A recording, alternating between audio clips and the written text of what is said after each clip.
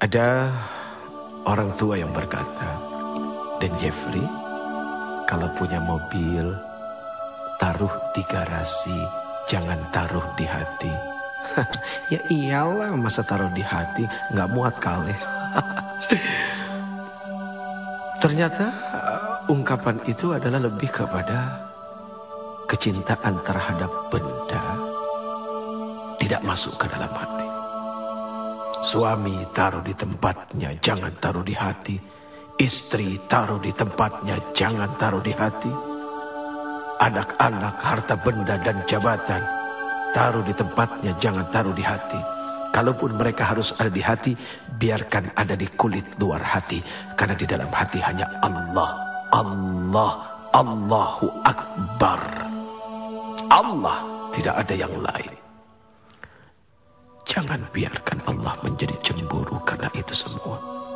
Karena Allah Maha Pencemburu. Jangankan Allah, istrimu pun, suamimu pun akan cemburu manakala engkau memiliki sesuatu yang lain di dalam hatimu. Bagaimana dengan Allah? Maka Hasbi Rabbi Jallallah, ma fi qalbi illallah. Hasbi Rabbi Jallallah, ma fi qalbi illallah. Ala al-hadi sallallah, la ilaha illallah. Ala al-hadi sallallahu, la ilaha illallah. Allah, Allah, Allahu Allah, Allahu Akbar, Allahu Akbar, Allahu Akbar, Allahu Akbar, Allah, Allah, Allah, Allah, Allah, Allah, Allah, Allah, Allahu Akbar.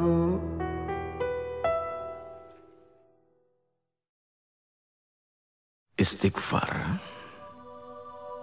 adalah meminta ampun kepada Allah. Seorang Rasul saja, Muhammad bin Abdullah alaihi salatu wassalam, beliau masih meminta ampun kepada Allah. Bahkan beliau bersumpah, demi Allah, sesungguhnya aku setiap hari senantiasa beristighfar dan memohon ampun kepada Allah. Padahal sudah jelas seorang Rasul sallallahu alaihi wasallam, al-ba'tsum, orang yang dijamin surganya oleh Allah, masih meminta ampun kepada Allah. Berarti jelas memohon ampun adalah wajib. Apakah kepada Rasul, kepada Nabi, kepada wali, apalagi kepada orang-orang seperti diri ini.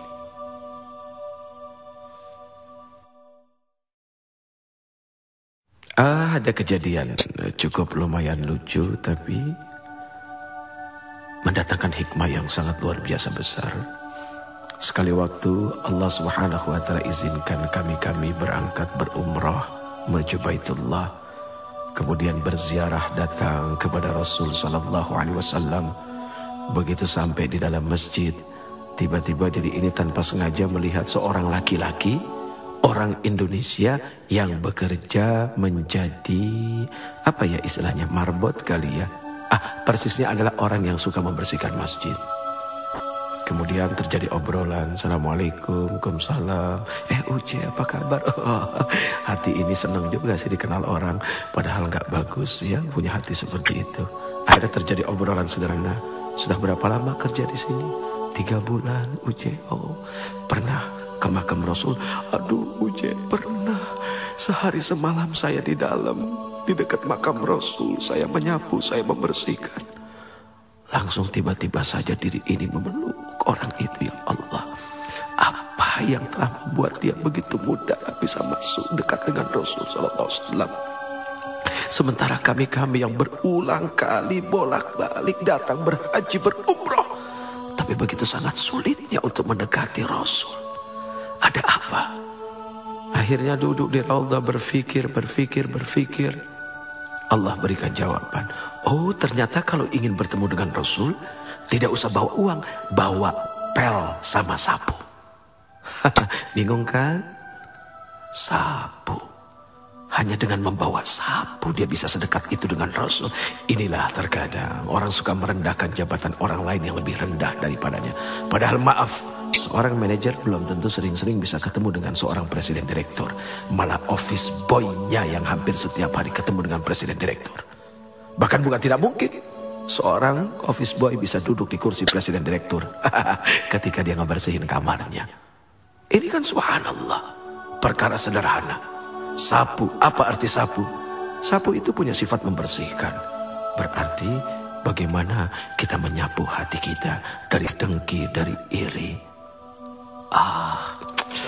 Ternyata itulah yang membuat seseorang bisa menjadi dekat dengan Rasul. Hanya orang-orang yang hilang dengki dan tidak punya iri dan senantiasa bersyukur dengan apa yang Allah berikan. Kemudian bermujahadah, senantiasa istiqamah dalam ampunan, taubat dan nasuha kepada Allah, hanya kepada Allah. Itu yang akan membuat dekat dengan Rasul sallallahu alaihi wasallam. Ya Rasul, diri ini rindu kepada Engkau. Semoga kami menjadi orang-orang yang didekatkan dengan Engkau.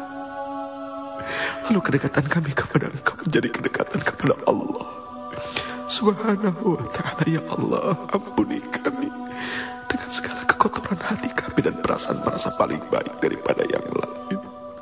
Subhanallah, Maha Suci Engkau ya Allah.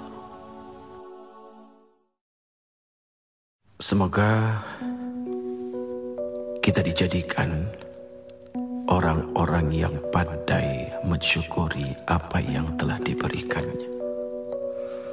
Contoh kecil, sekali waktu ada seorang pedagang yang didatangi seorang pembeli, kemudian dia membeli sesuatu yang nilainya kecil saja. Jangan lupa untuk mengatakan, enggak segini kan? Itu kalimat canda kepada Allah. Daripada harus dikeluarkan satu kalimat, masa segini? Itu tanda dari tidak bersyukur dengan apa yang telah diberikan. Manusia wajib bersyukur karena Allah Subhanahu wa ta'ala telah berikan modal yang besar kepadanya. Kalau ada orang yang mengatakan bahwa dirinya tidak memiliki modal, siapa bilang? Mata adalah modal yang dahsyat. Telinga adalah modal yang tak tertandingi. Mulut adalah modal yang sangat berguna. Bagaimana dengan akal, pikiran? Sudah pasti itu bisa menjadi modal kekuatan hidup dunia dan akhirat. Terima kasih, terima kasih. Ini satu ungkapan ucapan ketika seseorang diberikan sesuatu oleh orang lain. Terima kasih.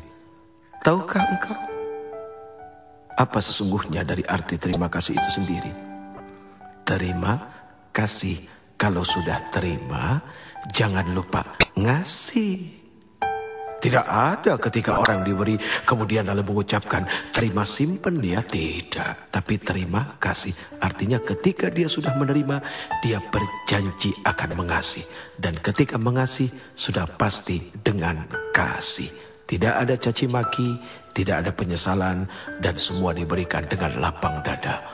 Barang siapa yang senantiasa memberi, maka dia tidak akan pernah menjadi orang miskin di dunia dan di akhirat. Seringkali orang menghindar dari yang namanya ujian. Bahkan ketika berdoa pun seperti itu, ya Allah, jauhkan kami dari segala macam bentuk ujian. Padahal kalau dipikir-pikir, ternyata yang namanya ujian itu untuk naik kelas. Nggak usah jauh-jauh, lihat saja. Ngapain capek-capek kita menyekolahkan anak kita. Dari TK, kemudian SD, SMP, SMA, sampai ke university. Dari TK ke SD, apakah tidak ada ujian? Kan pasti pakai ujian. Kemudian dari SD sampai ke SMP, apakah tidak pakai ujian? Kan pakai ujian. Kemudian dari SMP ke SMA, SMA ke kuliah. Harusnya curiga kalau seandainya hidup tidak diuji. Lihat saja, misalnya ada seorang mahasiswa kuliah 6 semester, tapi nggak pernah ada ujian. Kan aneh. Makin berat ujian, berarti makin dahsyat juga gelar yang akan diberikan. Tapi kok nggak selesai ujiannya? Ya tanya ke Allah dulu, ngambil berapa SKS, kan begitu. Sederhana, selama kita berada dalam ruang ujian, 15 pertanyaan kita diberikan. Kita cuma jawab 7, jangan harap bisa keluar dari ruang ujian. Ya jawab, selesaikan. Persoalan apakah jawaban itu benar atau tidak, serahkan kepada Allah, yang penting sudah berusaha untuk menjawab. Dunia ini seperti kampus, tempat orang berdebat, tapi pada akhirnya berujung pada satu ruangan, yaitu ruangan ujian.